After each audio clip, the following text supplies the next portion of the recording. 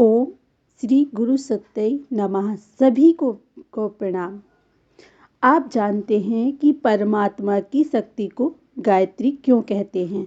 गायत्री को आदि शक्ति क्यों कहते हैं? और गायत्री का नाम वेद माता, देव माता और विश्व माता क्यों पड़ा?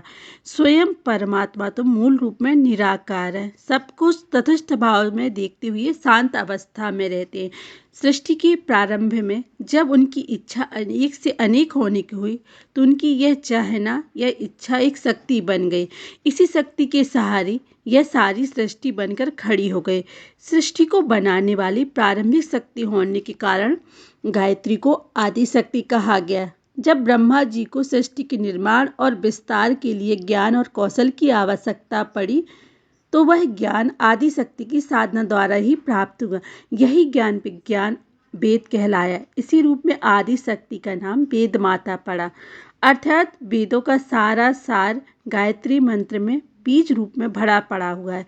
सृष्टि की व्यवस्था को संभालने और चलाने वाले विभिन्न देव शक्तियाँ आदि शक्ति की ही विभिन्न धारा हैं।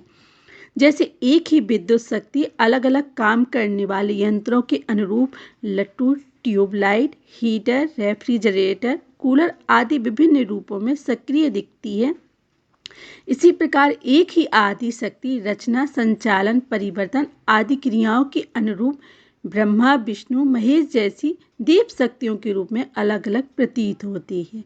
इसी तरह अनेक देव शक्तियाँ भी परमात्मा की इसी आदि शक्ति की विविध धाराएं हैं। वह इसी से पोषण पाती हैं। इसी रूप में इसे देव माता नाम से जाना जाता है। पूरी विश्व व्यवस्था के पीछे और अंदर जो एक संतुलन और सुव्यवस्था दिख रही है वह गायत्री शक्ति का ही काम है। इसी की प्रेरणा से विश्व की सारी हलचलें किसी विशेष उद्देश्य के साथ अपनी विशेष यात्रा के साथ आगे बढ़ रही हैं। गायत्री परम ब्रह्म के पेजों में एक यात्रा है। गायत्री परमात्मा की वह इच्छा शक्ति है जिसके कारण सारी सृष्टि चल रही है।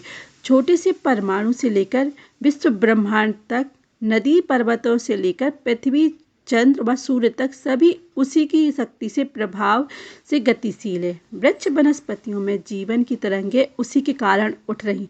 अन्य प्राणियों में उसका उतना ही अंश मौजूद है जिससे कि उनका काम आसानी से चल सके।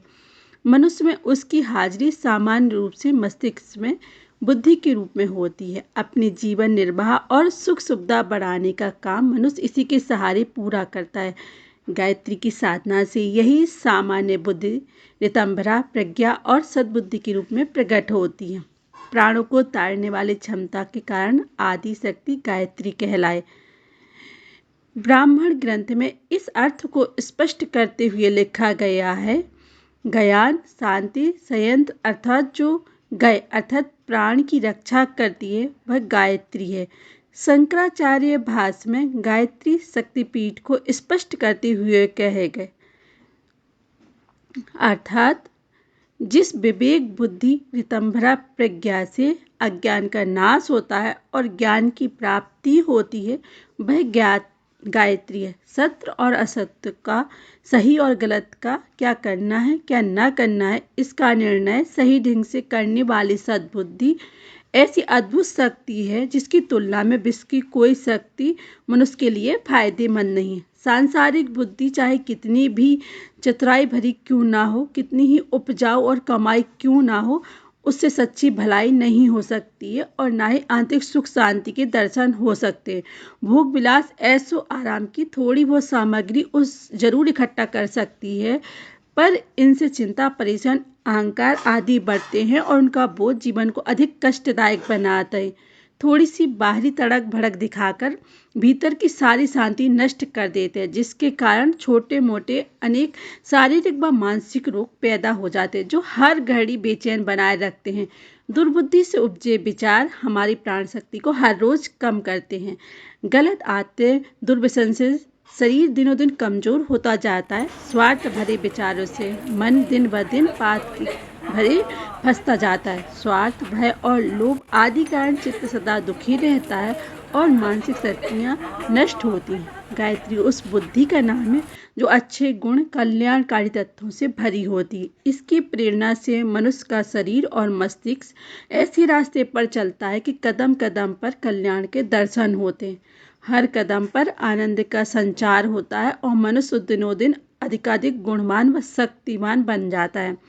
वह हर व्यक्ति जिसे यह लगता है कि जिसने अपना अभी तक का जीवन बुरी आदतों में नष्ट कर दिया और अपने अमूल्य जीवन को यूं ही गंवा दिया, तो निराश होने की बिल्कुल भी आवश्यकता नहीं है। अभी भी देर नहीं हुई है। सिर्फ इतना करना है कि आदि शक्ति गायत्री के प्रकाश को अपने जीवन में उतार लेना है। गायत्री एक सच्चा सहारा है, एक आशापूर्ण संदेश है जो हर व्यक्ति में सद्बुद्धि को जगाकर बुराई के दलदल से उबारती है, प्राणों की रक्षा करती है और जीवन में सुख, शांति व आनंद का द्वार खोल देती है। आमतौर पर यह परमात्मा की दिव्य शक्ति मनुष्य के दिलो दिमाग में गहराई में सोई रहती। इसको जिस विधि से जगाया जाता है उसको गायत्री साधना कहते हैं। इसके जागने पर मनुष्य का संबंध ईश्वरीय शक्ति से जुड़ जाता है। जीवन व सृष्टि के रहस्यों की खोज के साथ नारद ऋषियों ने भी ध्यान की गहराइयों में इसको पाया, क्योंकि मूल में सक्रिय शक्तियाँ शायद रूप से विद्यमान है। आदि शक्ति का साक्षात्कार 24 अक्षरों वाले मंत्र के रूप में हुआ, जिसका नाम इसकी प्राण रक्षा क्षमता के कारण गायत्री पड़ा और इसकी खोज का श्रेय ऋषि विश्वामित्र को जाता है। सारे विश्व की उत्पत्ति आदि शक्ति के गर्भ से हुई, अतः इसे विश्व माता के नाम से भी जाना जाता है। और इस रूप में माँ का कृपापाद व्यक्ति विश्व मानव बनकर वसुधैव कुटुंबकम अर्थात पूरा विश्व अपना परिवार है, इस उदार भाव में जीने लगता है। आप सभी का धन्यवाद। ओम शांति।